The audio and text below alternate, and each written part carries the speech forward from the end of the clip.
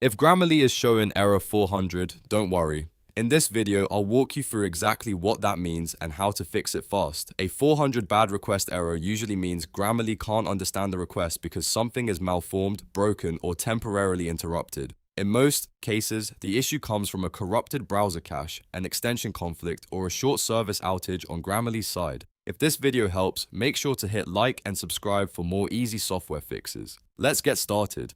First, clear your browser cache. Over time, your browser stores cookies, cached files, and old browsing data that can interfere with Grammarly and cause strange errors like this one.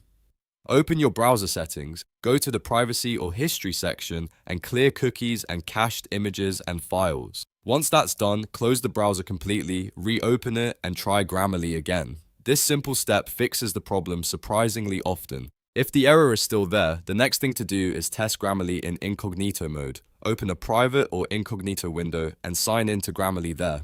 Incognito mode usually runs without most extensions and stored browser data, so it's a great way to check whether the issue is being caused by something in your normal browser setup. If Grammarly works in Incognito, that's a strong sign that one of your extensions or browser settings is conflicting with it.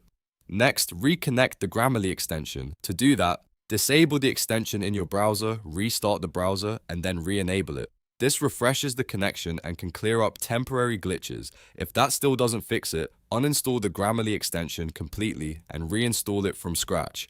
A fresh installation often resolves corrupted extension files or broken permissions that can trigger error 400. Now, if you've tried all of that and Grammarly is still not working, check for a service outage. Sometimes the problem isn't on your computer at all. It's on Grammarly's servers. Visit Grammarly's official status page and see whether they're experiencing any disruptions, maintenance, or degraded performance. If there's an outage, the only real fix is to wait until the service is restored. So to recap, clear your browser cache, test Grammarly in Incognito mode, reconnect or reinstall the extension, and check Grammarly's status page for outages. One of these steps usually solves the problem and gets Grammarly working again. If this tutorial helped, please hit like, subscribe, and turn on notifications so you don't miss the next quick fix. Thanks for watching, and I'll see you in the next one.